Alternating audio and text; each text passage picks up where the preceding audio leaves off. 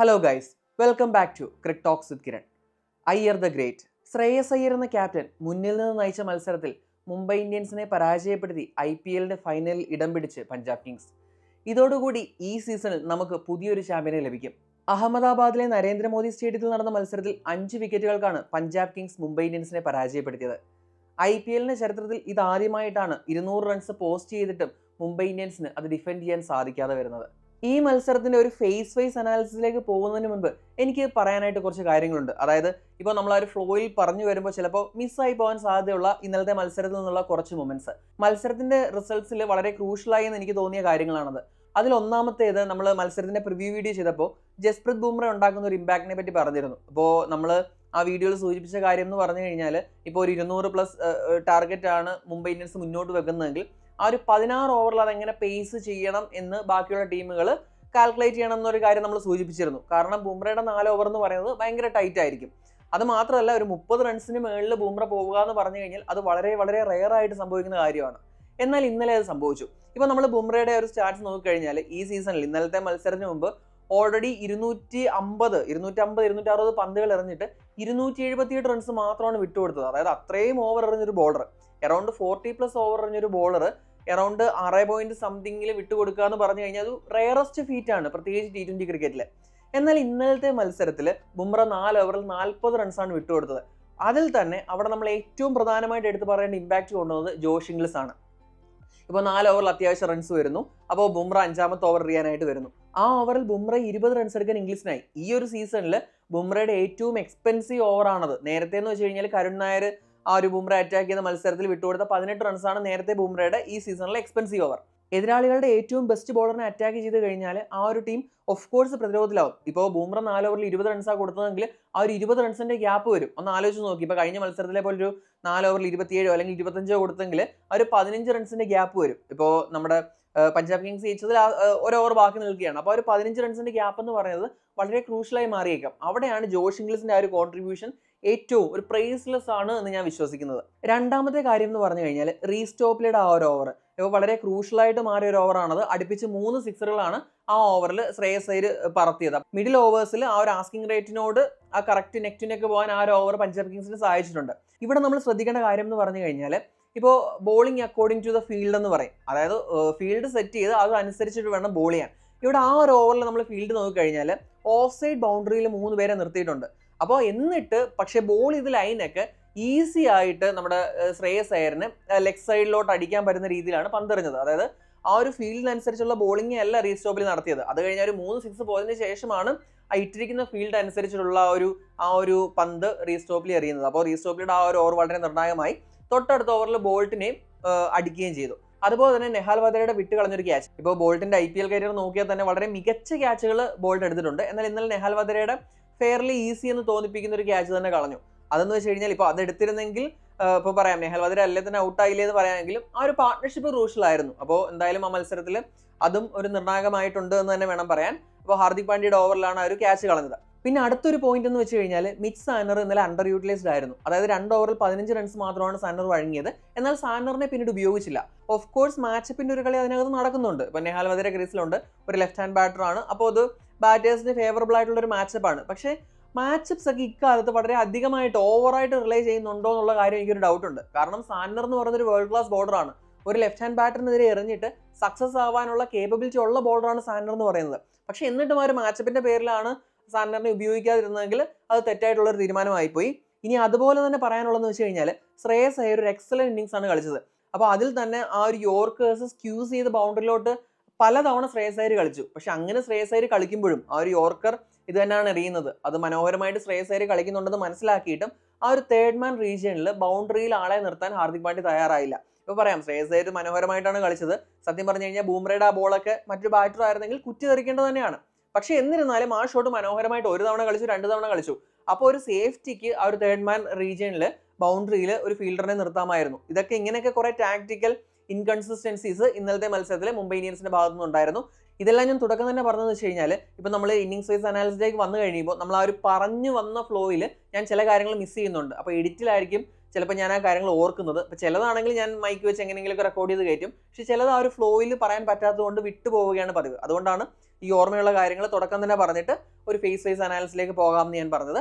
ഇനി നമ്മൾ innings vice അനാലിസിലേക്ക് വന്നു കഴിഞ്ഞാൽ ടോസ് നേടിയ നമ്മുടെ Punjab Kings captain Shreyas Iyer bowling ആണ് തിരഞ്ഞെടുത്തത്. സാധാരണയായിട്ട് ഇവിടെ നടന്ന 7-6 മത്സരങ്ങൾ ബാറ്റ് ഫസ്റ്റ് ചെയ്ത ടീമാണ് ജയിച്ചത്. പക്ഷേ ഇന്നലെ ഒരു മഴ എന്ന് പറയുന്ന ഒരു ഫാക്ടർ ഉണ്ടായിരുന്നു. അറിയാവുന്ന കളി 2-2.25 മണിക്കൂറോളം താമസിച്ചാണ് തുടങ്ങിയത്. അപ്പോൾ ഈ ഇടയ്ക്കൊരു ബ്രേക്ക് വന്നു കഴിഞ്ഞാൽ DLS മെത്തേഡ് കൂടുതൽ ഫേവർ ചെയ്യാൻ സാധ്യത സെക്കൻഡ് ബാറ്റ് ചെയ്യുന്ന ടീമിനെയാണ്. അതുകൊണ്ടാണ് ബോളിംഗ് എടുത്തത്. ഹാർദിക് പാണ്ഡ്യയും ടോസ് കിട്ടിയാൽ അത് തന്നെ എടുക്കുമായിരുന്നു എന്നാണ് പറഞ്ഞത്. ഇപ്പോൾ സ്റ്റാർട്ട് വന്നു കഴിഞ്ഞാൽ കഴിഞ്ഞ മത്സരത്തിലെ പോലെ തന്നെ രോഹിത് ശർമ്മയുടെ ഒരു ക്യാച്ച് ഡ്രോപ്പോട് കൂടിയാണ് മത്സരം തുടങ്ങിയത്. ഇപ്പോൾ രണ്ടുപേരും ബെയർസ്റ്റോ ആയാലും രോഹിത് ആയാലും ആദ്യത്തെ ഓവറുകളിലൊന്ന് കോഷ്യസ് ആയിട്ടാണ് തുടങ്ങിയത്. അപ്പോൾ അതിനിടയിൽ ഒരു ക്യാച്ച് വിട്ട് കളഞ്ഞു. എന്നാൽ ഈ മത്സരത്തിൽ കഴിഞ്ഞ മത്സരത്തിലേതുപോലെ ആ ഒരു ഡ്രോപ്പ് ക്രൂഷ്യലായില്ല. പിന്നെ കഴിഞ്ഞ മത്സരത്തിലേതുപോലെ അത്ര സിമ്പിൾ ചാൻസ് ആയിരുന്നില്ല, എങ്കിലും എടുക്കേണ്ട ചാൻസ് തന്നെയാണ് അസ്മത്തുള്ള വിട്ട് കളഞ്ഞത്. എന്നാൽ രോഹിത്തിന് കഴിഞ്ഞ മത്സരത്തിലേതുപോലെ പിന്നെ കത്തിക്കയറാൻ പഞ്ചാബ് അനുവദിച്ചില്ല. സ്റ്റോയിനിസിന്റെ ഓവറിൽ രോഹിത് പുറത്തായി, 8 റൺസ് മാത്രമാണ് എടുത്തത്. പക്ഷേ ഇത്തവണയും ആ ഒരു പവർ പ്ലേയിൽ അഗ്രസീവായിട്ട് കളിച്ചത് ജോണി ബെയർസ്റ്റോ ആയിരുന്നു. അതുപോലെ തന്നെ 1 ഡൗൺ ആയിട്ട് സ്ഥാനക്കയറ്റം കിട്ടിയ തിലക് വർമ്മയും വളരെ നന്നായിട്ട് തന്നെ കളിച്ചു. ഇപ്പം നമ്മൾ ആ ഒരു പവർ പ്ലേ ഫേസ് നോക്കിയാൽ അവരെടുത്തത് 65 റൺസാണ്. ഒരു വിക്കറ്റ് നഷ്ടമായി, അത് രോഹിതിന്റെ വിക്കറ്റാണ്. ആ പവർ പ്ലേ ഫേസിൽ 10.83 ആണ് ഇവരുടെ റൺ റേറ്റ് എന്ന് പറയുന്നത്. ഇനി മിഡിൽ ഓവേഴ്സിലേക്ക് വന്നു കഴിയുമ്പോൾ ഇപ്പോൾ ബെയർസ്റ്റോ എടുത്തത് 24-38 ആണ്. നല്ലൊരു ഇന്നിങ്സ് ആണ്. വൈശാഖിന്റെ ഒരു സ്ലോ ബോളിലാണ് പുറത്തായത്. പിന്നീട് സൂര്യ വന്നു. സൂര്യ അറിയാലോ, ഈ സീസണിലെ എല്ലാ മത്സരങ്ങളിലും അറ്റ്ലീസ്റ്റ് 25+ റൺസ് സൂര്യ എടുത്തിട്ടുണ്ട്. ഇന്നലത്തെ മത്സരത്തിലും സൂര്യ എടുത്തു. അപ്പം സൂര്യയുടെയും തിലകിന്റെയും സ്കോർ ഐഡന്റിക്കൽ ആണ്. തിലക് 29-44, സൂര്യ 26-44. അപ്പോൾ ഇരുവരും ചേർന്നാണ് ഒരു മിഡിൽ ഫേസ് നാവിഗേറ്റ് ചെയ്തത്. അപ്പോൾ ഒരു മിഡിൽ ഫേസിൽ 81 റൺസാണ് വന്നത്. റൺ റേറ്റ് എന്ന് പറയുന്നത് 9 ആണ്. 3 വിക്കറ്റും അവർക്ക് ഈ ഒരു ടൈമിൽ നഷ്ടമായി. പിന്നീട് ഹാർദിക് പാണ്ഡ്യയ്ക്ക് കാര്യമായിട്ടൊരു കോൺട്രിബ്യൂട്ട് ചെയ്യാൻ കഴിഞ്ഞില്ല. 13 പന്തിൽ 15 ആണ് എടുത്തത്. പിന്നീട് നമാൻതിർ എക്സലന്റ് ഫിനിഷിംഗ് ആയിരുന്നു. അപ്പം നമ്മുടെ മുംബൈ ഇന്ത്യൻസിന്റെ സ്കോർ 200 കടത്തുന്നതിൽ പ്രധാന പങ്ക് വഹിച്ചത് നമാൻതിറിന്റെ ഇന്നിംഗ്സ് ആണ്. 18 പന്തിൽ 37 റൺസാണ് നമാൻതിർ എടുത്തത്. അപ്പം നമാൻതിറിന്റെ വിക്കറ്റ് അവസാന ഓവറിലാണ് പോയത്. പിന്നെ 3 പന്ത് കൂടി നിന്നായിരുന്നെങ്കിൽ ചിലപ്പോൾ ഒരു 5-6 റൺസ് കൂടി അധികം എടുക്കാൻ ചാൻസ് ഉണ്ടായിരുന്നു. അപ്പോൾ എന്തായാലും നമാൻതിറിന്റെ എക്സലന്റ് ഇന്നിംഗ്സ് ആയിരുന്നു. ഈ സീസണിലുടനീളം മുംബൈക്ക് വേണ്ട ഒരു ഫിനിഷിംഗ് ടച്ച് നൽകാൻ നമാൻതിറിന് കഴിഞ്ഞിട്ടുണ്ട്. അപ്പോൾ അങ്ങനെ വന്നപ്പോഴേക്കും ആ ഒരു ഫൈനൽ ഡെത്ത് ഓവേഴ്സിൽ അവരെടുത്ത് 57 റൺസാണ്. അപ്പോൾ 2 വിക്കറ്റ് ഇവർക്ക് നഷ്ടമായി. 11.4. സ്ഥിരം മുംബൈ ഇന്ത്യൻസ് എന്ന് പ്രതീക്ഷിക്കുന്ന ഒരു ഫിനിഷ് എന്ന് പറഞ്ഞ ഒരു 65-70 റൺസ് ഒക്കെയാണ്. എന്നാൽ കുഴപ്പമില്ല, ഡീസന്റ് ആണ്. അപ്പോൾ അങ്ങനെ വന്നപ്പോഴേക്കും മുംബൈ ഇന്ത്യൻസ് പോസ്റ്റ് ചെയ്ത ടോട്ടൽ 203 ആണ്. ഇപ്പോൾ ബോളിംഗിന്റെ കാര്യം പറഞ്ഞു കഴിഞ്ഞാൽ അസ്മത്തുള്ള ഒമർ സൈ 4 ഓവറിൽ 43 റൺസ് വഴങ്ങി 2 വിക്കറ്റ്. ജെയ്മിസൺ എക്സലന്റ് ആയിട്ട് ബോൾ ചെയ്തു. 4 ഓവറിൽ 30 റൺസ് വഴങ്ങി 1 വിക്കറ്റ്. അർഷദീപ് സിംഗ് എക്സ്പെൻസീവ് ആയിരുന്നു, വിക്കറ്റ് ഒന്നും കിട്ടിയില്ല. 4 ഓവറിൽ 44 റൺസ് വഴങ്ങി. ചഹൽ 4 ഓവറിൽ 39 റൺസ് വഴങ്ങി 1 വിക്കറ്റ്. സൂര്യയുടെ വിക്കറ്റാണ് എടുത്തത്, അത് ക്രൂഷ്യൽ ആയിരുന്നു. പിന്നെ വൈശാഖ് വിജയകുമാർ 3 ഓവറിൽ 30 റൺസ് വഴങ്ങി 1 വിക്കറ്റ്. അപ്പോൾ അങ്ങനെയാണ് ഈ ഒരു ബോളിംഗ് ചാർട്ട് എന്ന് പറയുന്നത്. പിന്നീട് ഇപ്പോൾ 204 എന്നൊരു ചേസിനായിട്ട് പഞ്ചാബ് കിങ്സ് ഇറങ്ങുമ്പോൾ ഒരു ഹിസ്റ്ററി നോക്കിക്കഴിഞ്ഞാൽ 1-2 കാര്യങ്ങൾ മുംബൈ ഇന്ത്യൻസിന് അനുകൂലമായിരുന്നു. അതൊന്നെന്ന് വെച്ച് കഴിഞ്ഞാൽ ഈ സീസണിൽ 7-6 മത്സരങ്ങളും ഫസ്റ്റ് ബാറ്റ് ചെയ്ത ടീമാണ് ഇവിടെ ജയിച്ചത്. രണ്ടാമതെന്ന് പറഞ്ഞു കഴിഞ്ഞാൽ മുംബൈ ഇന്ത്യൻസ് 200+ സ്കോർ ചെയ്ത മത്സരങ്ങളിലൊന്നും തോറ്റിട്ടില്ല. അത് സക്സസ്ഫുൾ ആയിട്ട് ഡിഫെൻഡ് ചെയ്തിട്ടുണ്ട്. ഇപ്പോൾ ഇവരുടെ തുടക്കം വന്നു കഴിഞ്ഞാൽ പോരാ. അതായത് തുടക്കം നമ്മുടെ പഞ്ചാബ് കിങ്സ് ബാറ്റേഴ്സ് സ്ട്രഗിൾ ചെയ്തിരുന്നു. ബോൾട്ടിന് ഇത്തവണയും പവർ പ്ലേയിൽ വിക്കറ്റ് കിട്ടി. ഇപ്പോൾ 9 പന്തിൽ 6 റൺസ് എടുത്ത പ്രഭ്സിമ്രൻ സിംഗ് ആണ് ബോൾട്ടിന്റെ മതിൽ പുറത്തായത്. അപ്പോൾ അതിനുശേഷം 1 ഡൗൺ ആയിട്ട് ജോഷ് ഇംഗ്ലിസ് വന്നു. ഇപ്പോൾ ഞാൻ പറഞ്ഞു പവർ പ്ലേയിൽ ആദ്യത്തെ 2 ഓവറിൽ കുറച്ച് സ്ട്രഗിളിംഗ് ആയിരുന്നു. അപ്പോൾ നമ്മുടെ പ്രഭ്സിമ്രന്റെ വിക്കറ്റ് പോകുമ്പോൾ 2.1 ഓവറിൽ 13 റൺസ് ആയിരുന്നു ഉണ്ടായിരുന്നത്.